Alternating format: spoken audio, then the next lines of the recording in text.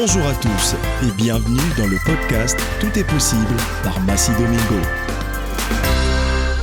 Alors mes amis du Tout est possible, une proclamation à dire sans modération. Aujourd'hui, j'aimerais vraiment vous donner quelques illustrations du Tout est possible.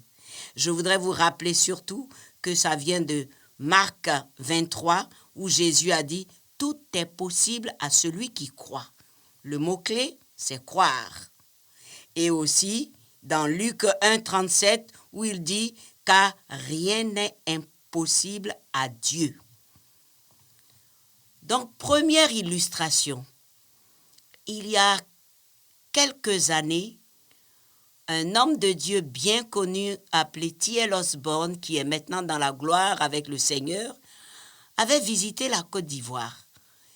Et les gens étaient venus de partout parce qu'on avait tellement vu des miracles à travers lui, partout dans le monde, que beaucoup de curieux étaient venus et beaucoup de chrétiens étaient aussi là. Et c'était un stade ouvert.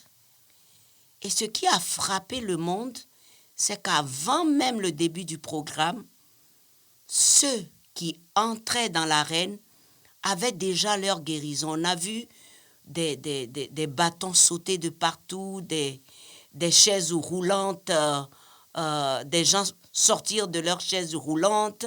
On a vu des béquilles voler de partout et c'était terrible. Jusqu'au moment où le programme commença. On amena un jeune enfant qui avait une jambe normale et l'autre jambe était vraiment courte d'au moins 15 cm. C'était assez impressionnant. Et l'homme de Dieu a prié pour cet enfant, les deux mains sur ses pieds, et proclamé au nom de Jésus que tout soit normal. Et on a vu, en clair, en direct, devant tous, on a vu cette jambe pousser, jusqu'à être à la même dimension que l'autre. C'était l'hystérie dans tout le stade. C'est ça, le tout est possible. C'était pas l'homme T.L. Osborne, c'était l'envoyé de Dieu, Jésus-Christ lui-même, qui par son nom avait permis ce miracle. C'est extraordinaire. Et les témoignages comme ça, il y en a tellement. Mais voilà la première illustration du tout est possible. Personne ne pouvait imaginer voir ça, mais grâce à Jésus-Christ, cela a été possible. Notre illustration va encore continuer parce qu'après ce que je vous ai raconté sur Abidjan, je vous ai dit que la ville était, comme on dit, gâtée. Là, on arrive dans un orphelinat. Plusieurs enfants, le papa responsable de l'orphelinat était un peu inquiet mais confiant malgré tout. Ce jour-là, il n'y avait plus à manger. Donc, il a dit aux enfants, nous allons demander à Papa Dieu de nous envoyer à manger aujourd'hui parce que nous n'avons plus rien, mais nous devons toujours lui faire confiance comme d'habitude. Alors nous allons prier. Et tous les enfants se sont tenus les mains avec le papa de l'orphelinat et ils ont commencé à chanter d'abord, à remercier Dieu pour tout ce qu'il avait fait jusque-là et puis à lui dire merci pour la nourriture qu'il va pourvoir pour ce jour-là parce qu'il comptait sur lui. Et quand ils ont fini de prier, le papa de l'orphelinat a dit donc, comme nous avons prié, nous sommes sûrs que Dieu nous a exaucés, posons nos actes. Allez chercher les assiettes pour les mettre devant votre place comme d'habitude à table. Donc les enfants sont allés s'exécuter. On a mis les assiettes devant chaque chaise à table. On a amené les cuillères et tout ce qu'il fallait, les verres. Et quand ils ont eu à terminer cela, le papa a dit « Très bien, maintenant, continuons à poser notre acte de foi, asseyons-nous chacun devant son assiette et commencions à remercier le Seigneur pour la nourriture que nous allons avoir. » Ils ont commencé l'action de grâce. À peine il y a eu une sonnerie à la porte. Il va ouvrir et c'est un restaurateur de la ville qui était devant la porte. Derrière lui, ses employés avec de grandes marmites remplies de vituailles, de nourriture, qui sont rentrés. Tout était cuit, ça sentait si bon. Ils ont servi les enfants. Il y avait de la nourriture à provision pour plusieurs semaines et d'autres provisions qu'on pouvait préparer. Ce jour-là, c'était le festin. Le tout est possible du Seigneur venait encore de prendre place. Gloire à Jésus-Christ. Le Seigneur est vraiment fidèle. Alors vous vous posez la question, est-ce que ceci peut m'arriver? Bien sûr que ça peut vous arriver. Bien sûr que ça peut vous arriver.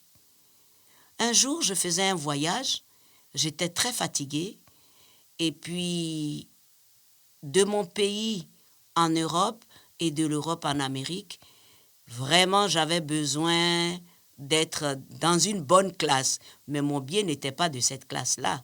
J'ai tout simplement dit au Seigneur, je suis tellement fatiguée, Seigneur, donne-moi ta force pour ces 8 heures à passer encore dans l'avion.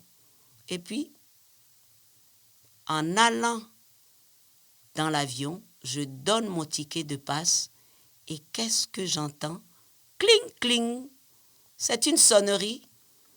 Et la hôtesse de me dire, « Madame, vous êtes surclassée, vous êtes en classe affaires. » Oh les amis, je ne pouvais pas m'abstenir de dire, « Oh Jésus, merci !» Il avait exaucé ma prière. C'était pour moi le tout est possible parce que mon billet était en écho. J'ai pu m'allonger, me coucher et me reposer. Voilà l'illustration du tout est possible encore. Donc, si ça m'est arrivé aujourd'hui, ça peut vous arriver à vous aussi. Le tout est possible, c'est pour nous tous, pourvu qu'on croit, pourvu qu'on espère. Dernière illustration de tout est possible. C'est ce cher monsieur qui était dans une ville très éloignée de la capitale. Il était le responsable de la caisse d'épargne des planteurs. C'est lui qui s'occupait de cette caisse d'épargne et en même temps, il était ancien dans l'église du village. Mais il avait une bonne habitude, c'est de prier tous les matins avec sa famille avant que les enfants n'aillent à l'école et que lui, il aille à son travail. Or, ce qu'il ne savait pas, c'est que des bandits à main armée voulaient vraiment casser la caisse d'épargne, retirer tout l'argent et peut-être lui faire du mal. En tout cas, ils avaient un plan. Ils ont étudié comment il va à l'église, comment il rentre. Tout était étudié, à quelle heure il sort de chez lui tous les matins. Et ils sont arrivés tôt ce matin-là. Ils étaient 7, mais 3 sont rentrés et les 4 autres attendaient dehors. Et ils étaient armés et lui, il ne savait pas. Donc les 3 qui ont tapé à sa porte, ils avaient déjà commencé leur moment de prière matinale quand on frappe à la porte. Il répond quand même « Entrez ». Et puis il voit 3 gaillards entrer. Et comme il se tenait la main pour prier, il a dit juste « Excusez-nous, nous sommes en prière, je vais m'occuper de vous tout à l'heure ». Ils ont baissé la tête et ils ont continué leur moment d'adoration et de prière. Et je me souviens, d'après le témoignage, ils avaient commencé par le psaume 23. « L'Éternel est mon berger, je ne manquerai de rien ». Ensuite, ils ont pris le psaume 27 et ils ont commencé à bénir Dieu pour la journée et tout. Mais à un moment donné, il a senti fortement qu'il fallait qu'il lève la tête quand même pour regarder les 3 messieurs qui étaient, eux, debout au commencement de la prière. Et à son grand étonnement, il regarde les 3 messieurs qui étaient comme effrayés de telle sorte qu'ils avaient les yeux ouverts, ils tremblaient. Il s'est dit, mais qu'est-ce qui se passe? Bon, il n'a pas voulu être distrait, il a juste rebaissé la tête pour continuer la prière. Et quand la prière prenait à sa fin, il a encore levé la tête et tout d'un coup, il a vu les 3 gaillards ouvrir brusquement la porte et courir. Il n'avait rien compris. Il a remercié Dieu pour la journée et il est allé à son travail. Et c'est le dimanche d'après que ces personnes avancent pour dire qu'ils ont un témoignage. Et ils racontent comment ils ont dû fuir parce qu'ils ont vu, pendant que les autres priaient, des êtres énormes dont les têtes touchaient le plafond, avec des épées flamboyants. Et ils se sont dit, mais il y a quelque chose. Ils ont eu très peur parce que c'était des anges qu'ils avaient vus, les anges qui gardaient les enfants de Dieu qui étaient en prière. Donc, ils ont eu très peur, ils ont détalé, ils ont couru, ils ont alerté les autres et ils sont partis.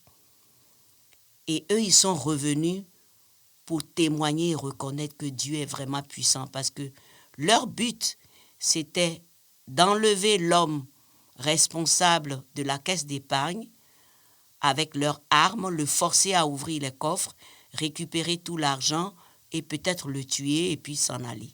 Mais ils n'ont pas pu le faire parce qu'ils ont vu la puissance de Dieu en action. Tout est possible, mes amis.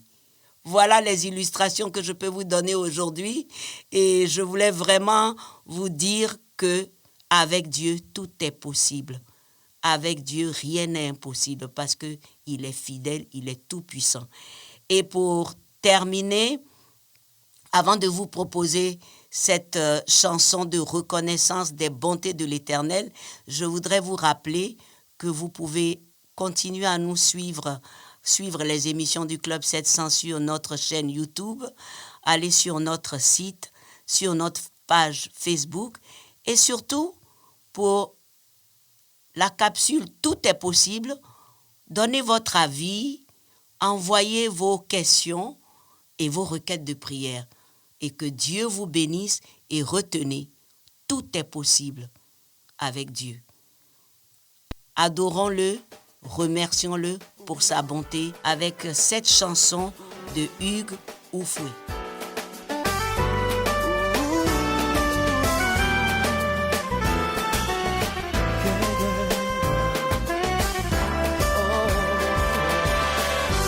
Je parlerai de ta bonté, ta fidélité. Je dirai tout haut, tout haut, tout haut, ce que tu as fait pour moi. Je proclamerai la gloire de ton nom. Je parlerai de ta bonté, ta fidélité. Je dirai tout haut, tout haut, tout haut, ce que tu as fait pour moi. Je proclamerai la gloire de ton nom. Je parlerai